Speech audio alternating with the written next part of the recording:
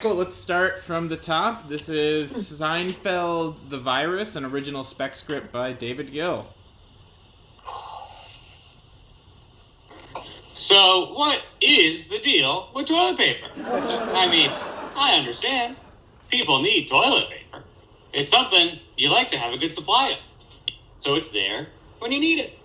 I can even see wanting to be safe rather than sorry and buying a few extra rolls during a time of crisis. But I mean, how much toilet paper do you really need? People are shopping for toilet paper like it's the end of the world. Like they'll never get another chance to buy it. But then they're shopping for everything else like it's a regular Wednesday trip to the store. Yeah. I have two carts. This one has my groceries.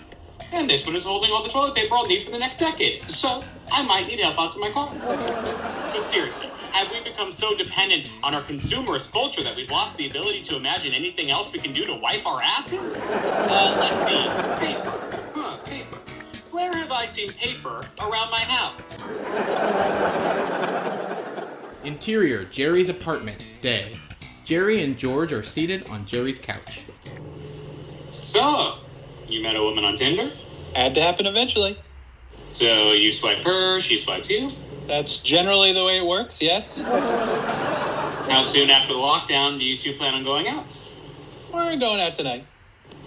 You're going out tonight? What are you, crazy? Doesn't she care that there's a worldwide pandemic? Well, it's not really worldwide anymore, and she already had it. What do you mean she already had it? She had it. Got over it. She got over it? Yeah, but she said it was a rough couple weeks. She got antibodies and everything. But what about you? You don't have any antibodies. Isn't she worried about you? I told her I had it. You did what? I told her I had it in March and that I was asymptomatic. Oh, you're symptomatic, all right. It's just that she's so pretty and she swiped on me, Jerry. Nobody pretty ever swipes on me. It's just my luck. A beautiful woman swipes on me and we're in the middle of a pandemic. You're crazy. You're going to get yourself killed. No, there's like a 99.7% survival rate. I take a bigger risk every time I cross the street. Oh, but what about your parents? If you give it to them, it'll kill them. That gives me an idea. You're going to kill your parents? No, I'm not going to kill my parents. Intentionally. Yankees just announced that anybody who tests positive gets 6 weeks off. Paid leave, Jerry, whether they have symptoms or not. Steinbrenner is so freaked out about the COVID, he doesn't want anybody who tests positive setting foot in Yankee Stadium. Let me see if I have this straight. You are willing to expose yourself to the single greatest public health threat in modern American history just so that you can get some time off. Maybe some sex. Who's having sex? Nobody is having sex. I still don't think you should have let him in the pod. Of course I'm in the pod. I live across the hall. Well, it makes me very uncomfortable. Nobody knows what it is you do. You're probably not following the protocols. I'm washing my hands. I have hand sanitizer.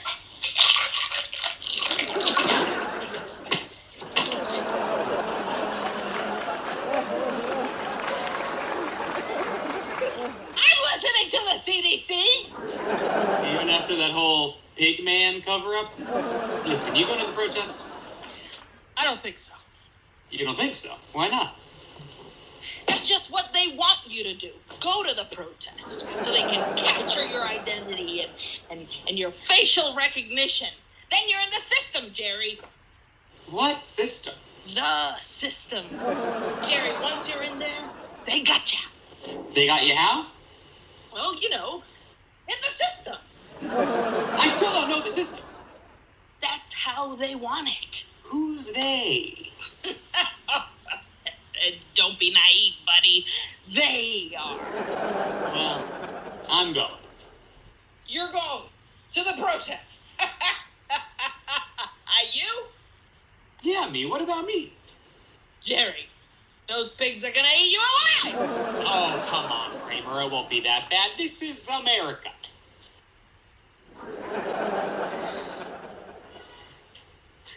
Well, okay, maybe I better borrow that motorcycle helmet you conned out of Newman. Now, wait a minute. I've never seen you go to a protest before. You hate crowds. Yeah, it's just Trump. He makes me so mad. That's not it. That is it. That is it. I mean, come on. Person, woman, man, camera, TV. He's such a phony baloney. No. You don't care about politics. There's a woman in this. Out with it, Machungus. What's the young lady's name? What's in a name? I didn't know your name for years, Cosmo. Come on, out with it. Now I want to know, too. It's Karen. Okay? Are you happy now? Does you want to speak with the manager? No, she doesn't want to speak to the manager. What's her story? I met her on Nextdoor. We both hate the same person who never cleans up after the dog when he goes to the bathroom by the tree out front. The tree that smells like pee? No, the one down from the tree peak. The tree with the hedge around. Did you say the dog goes to the bathroom? I did. I find the whole process repulsive. Most of the dog walkers clean up after their dogs, but there's this one person, they never clean it up. I mean, there's a new one there every day. And here's the thing. Nobody's ever seen him. So how do you know it's the same dog? She's been taking pictures. Who's been taking pictures? The woman on Nextdoor, Karen. She takes pictures of them each day, like a record. And they're all the same. They're all the same. I wouldn't imagine they're identical, but frankly, I have no interest in viewing the evidence. But I'll tell you, she makes a convincing case that they all come from the same dog. A convincing case based on pictures you haven't even looked at. She possesses other physical attributes that have been reported to have influenced men's decision-making processes in the past. A ghost pooper. Not a ghost pooper, Kramer. This person is an agent of fecal disorder. A person so callous and deranged that they've even lost the basic decency required to clean up their dog's excrement, undermining the very social contract that undergirds our society. Oh, it undergirds it. Yes, it undergirds it. Yeah, you're going to a protest to impress a woman who takes pictures of dog turds. And I have a problem. Can you just get me the helmet? Exterior, cafe, day. Jerry and Karen seated at an outdoor cafe, masked. Karen's nose is exposed. I'd like to speak to the manager. So we're going to the protest on Friday? Absolutely. The manager, a white woman, approaches the table. Seems to be the problem. Well, I'm sorry to bother you, but I just noticed that more than half of your waitresses are black. I'm sorry? Your staff, they're too diverse. Too diverse? Too diverse. Statistically speaking, white people make up roughly half of the population, but more than half of your staff today appear to be people of color. I'll see what I can do. Who is this awful woman, and why am I so attracted to her? Exterior, different cafe, day. George and Marlene are seated at an outdoor table, no masks. I'm sorry, but we require all of our customers to wear masks. I have a medical exemption. See, I had coronavirus. It was terrible. I almost died. Me too.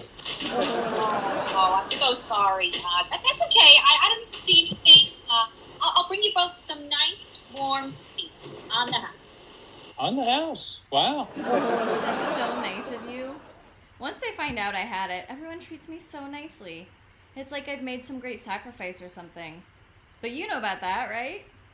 I always wanted to make a sacrifice, but of course you have to actually have something before you can give it up. I feel like because I was asymptomatic, it wouldn't be right to flaunt my encounter. I try not to mention it to people. That's very big of you. The other day I got a free meal at Mendy's after the manager heard about my ordeal. A free meal at Mendy's? That's amazing. Oh, I'm sorry. That's okay.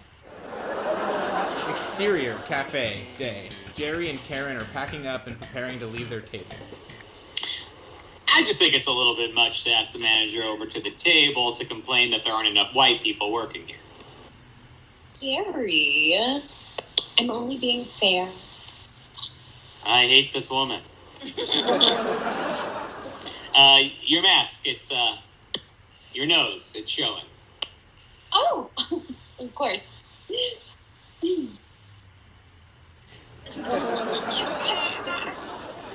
Exterior, different cafe, day. George and Marlene still seated at table.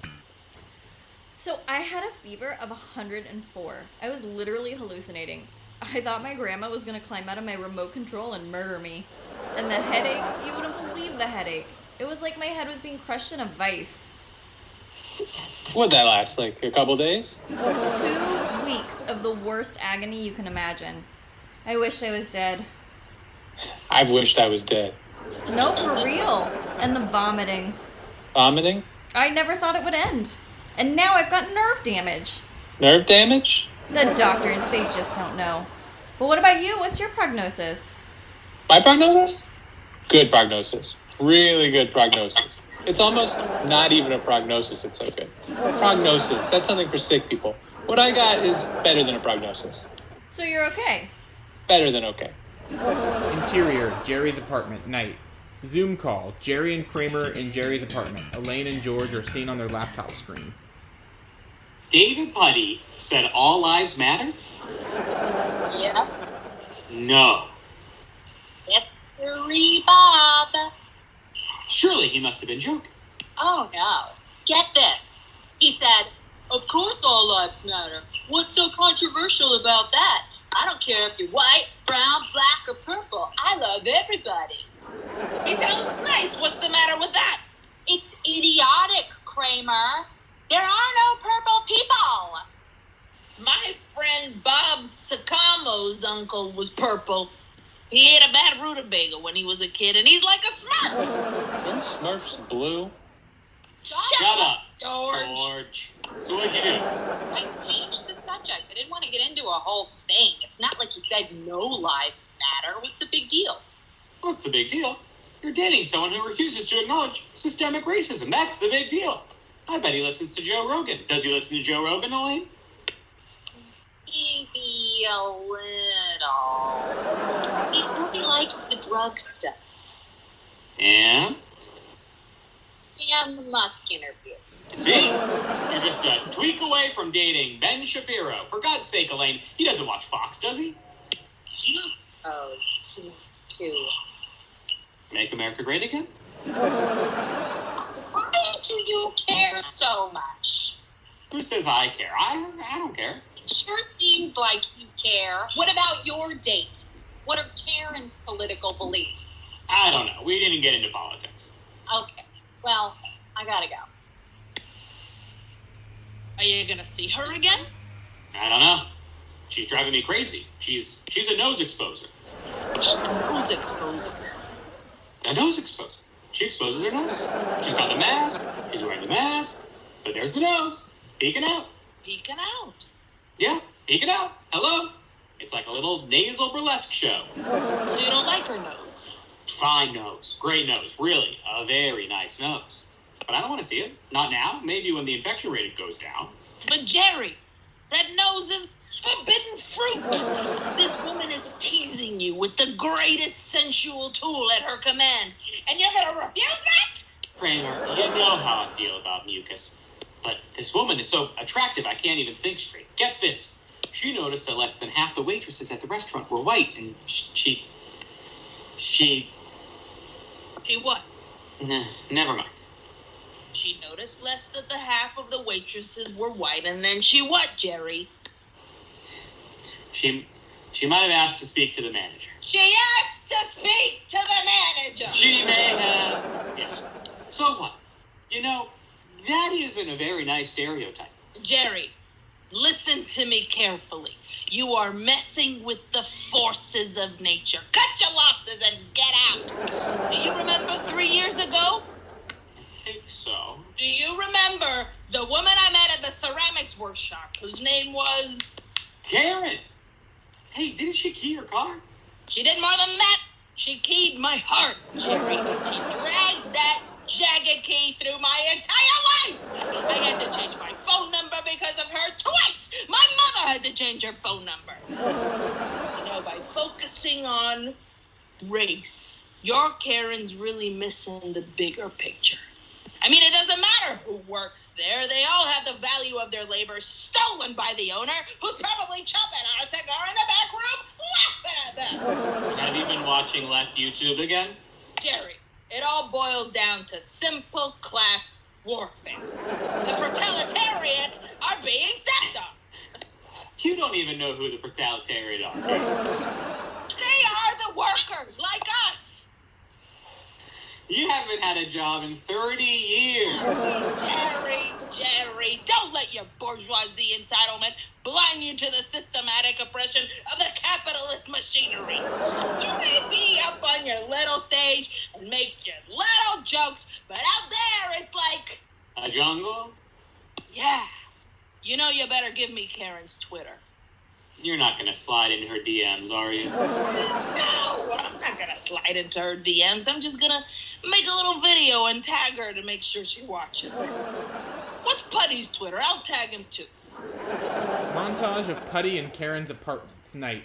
Putty and Karen in their own apartments, clicking on Kramer's video. Karl Marx in baseball. Putty clicks on the link and sits back, eating popcorn robotically. Kramer appears on their screens. A cheap backdrop displays a series of sensationally anti-capitalist images. Pollution, factory workers, miners, cubicle slaves. Severe Soviet music segues into the crack of a bat, and Kramer appears in left tube garb. Did you know Karl Marx hated baseball? That's right. America's pastime. Crazy, you're probably saying to yourself. I mean, did they even have baseball way back whenever Karl Marx was born? But did they? But they did. And when Karl Marx was a kid, he played baseball with the other kids in the neighborhood, in wherever he grew up. But that's not the point. The point is that Karl Marx was always the last one picked on a team. Putty is shown taking notes. Karen is clearly unswayed. Jerry's apartment, day. Jerry and George seated on Jerry's couch. So you like her? I'm scared to death of her. I don't know what I was thinking, Jerry. I sat right next to her. Now I could have it. She coughed, Jerry. I told you were crazy. Give me something to smell. What do you mean, something to smell? I need something to smell. I can't smell anything. I have Triscuits. Do Triscuits have a smell? I think Triscuits have a smell.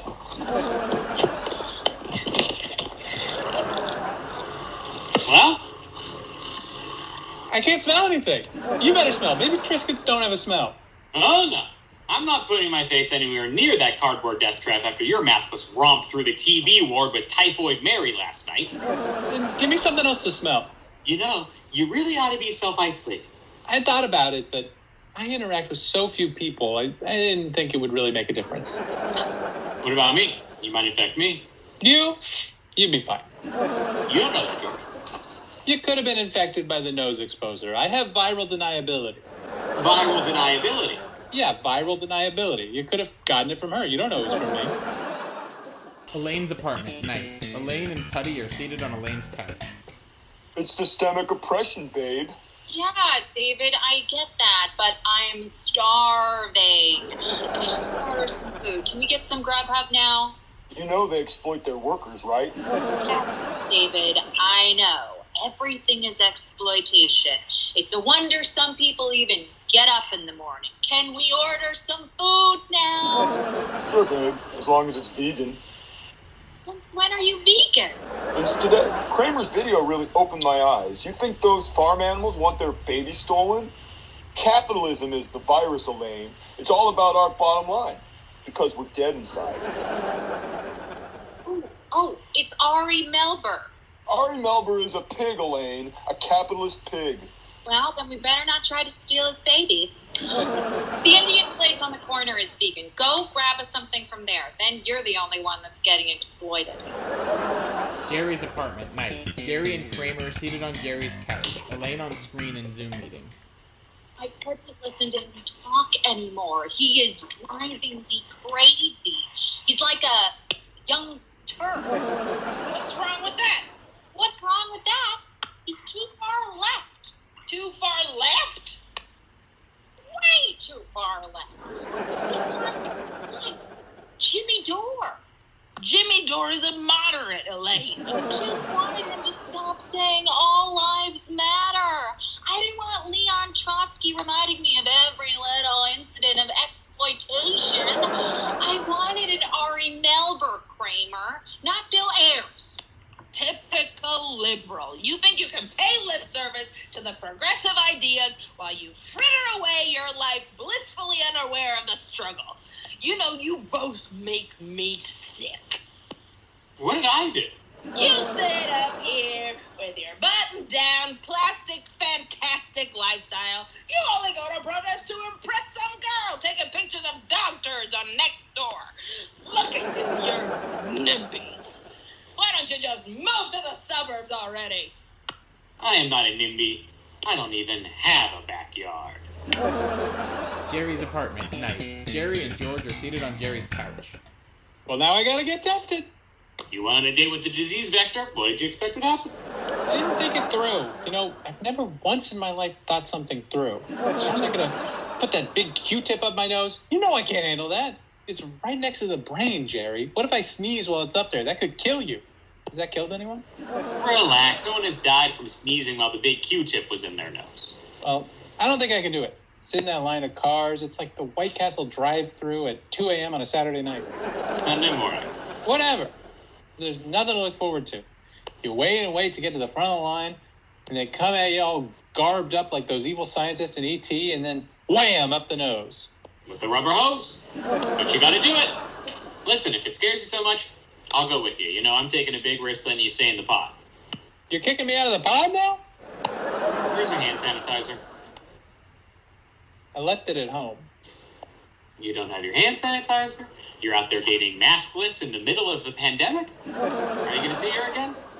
We're supposed to go for a walk later. You know, she lives right around the corner from here.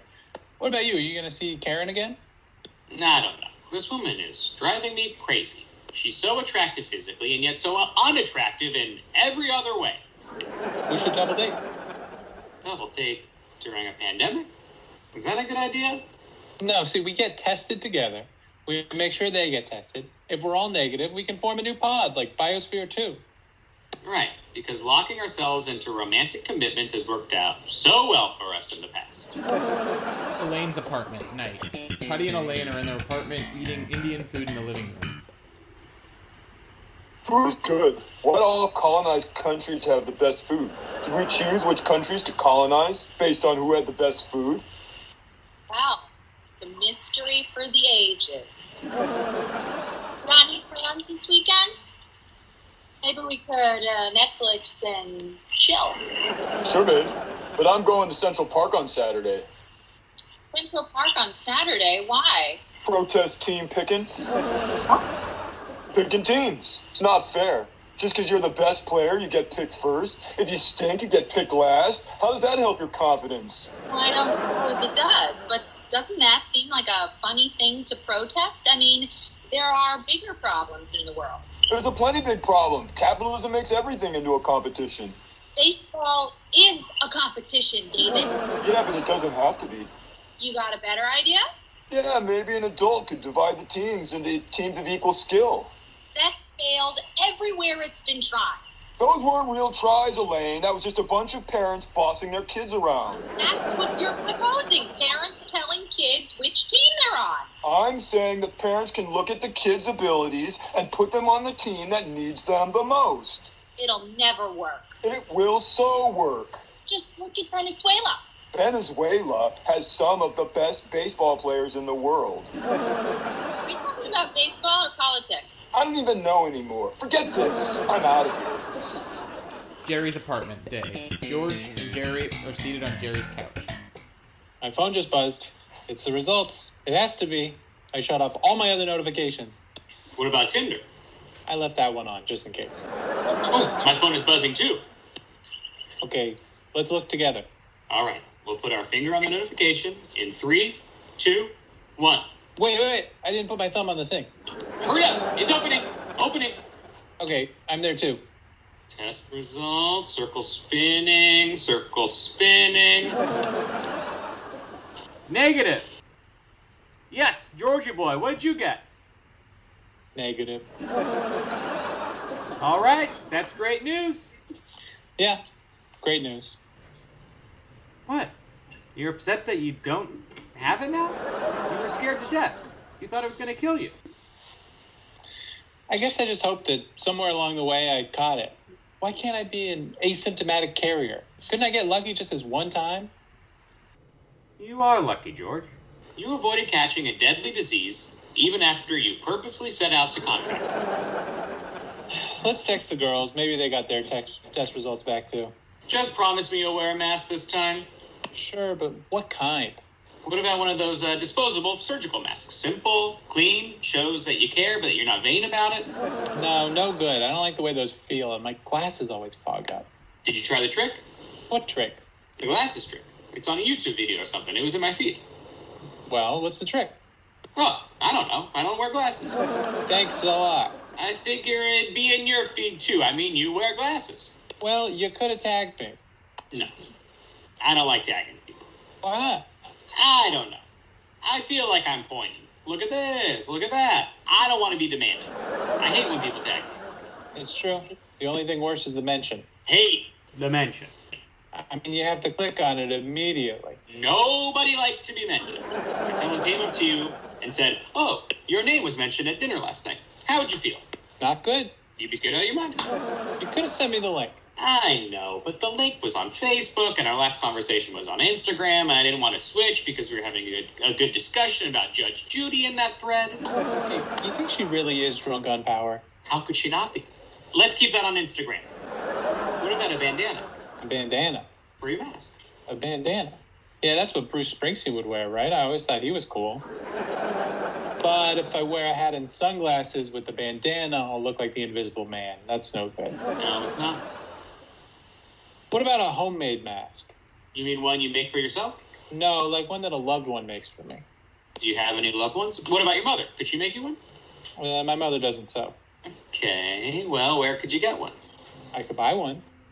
You want to buy a mask that looks like it was made for you by someone who loves you. Yeah. George, we're going out with them in 48 hours. I could order it from Amazon. You're not ordering anything from Amazon. Kramer, I have to. If I don't get a homemade looking mask in the next 48 hours, I'll lose all credibility with a beautiful woman. Listen to yourself. You're a tool, George. A perfectly functioning cog in the machine. Is it so bad to be a cog, Kramer? A cog, Kramer? Is it? What's so bad about it? All my life I've been trying to fit in. What if I am a cog? At least I'm doing something. You're lining the pockets of the wealthiest man on earth.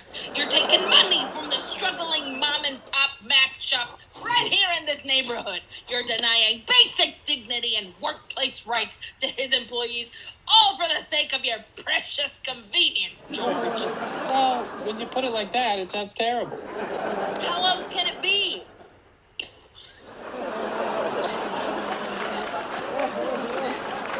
I don't know, lots of ways.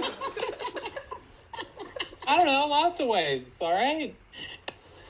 Fine, I'll try to find a mask at one of the shops around here. External Central Park baseball diamonds day. Little League game, everyone masked. Putty is talking to dads and coach. I'm surprised you're playing during the pandemic.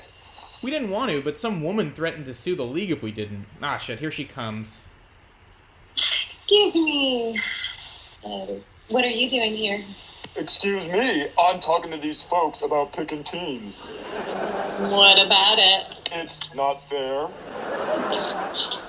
You're just mad because Karl Marx was always the last one picked. Where'd you hear that? From some stupid internet video. That video was so not stupid. Karen and Putty proceed to get into a heated debate.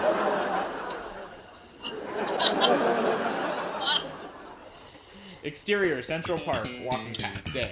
Jerry and George meet up in the park. George is wearing a Rolling Stones face mask emblazoned with lips and tongue logo. He looks ridiculous. Jerry is wearing a disposable surgical mask. What the hell is that? It was the last mask they had. What? It was the last one they had. You look ridiculous. Hey, what happened to you? I owned a lib. I missed you yesterday at the protest. Where were you? I was there. Where were you? I was on the north side of City Hall. Oh. I was on the west side of City Hall. The West Side. But that was where the Trump rally. Marlene walks up with her dog. Hi, this is Jerry. Hi, this is Karen. After an odd moment, everybody nods rather than shaking hands. What's your dog's name? This is Charlie. He's a good boy. Charlie wanders away from the group. So, Wait, you were with the protesters. and when you said you were going to the protest, that meant you were going to the counter-protest? Both Karen and Jerry shudder. Your dog is looking for a place to do his business. Did you bring a bag or something? Oh no, I never bring a bag anymore. When I was suffering from COVID, the smell made me so nauseous.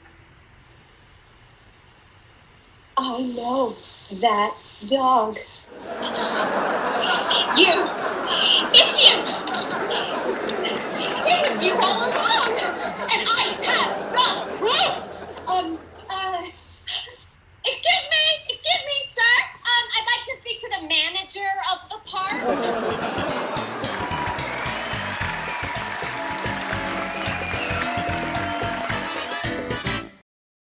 Interior, Jerry's apartment, day. Jerry and Kramer are seated on Jerry's couch. George and Elaine appear on the laptop screen via Zoom call.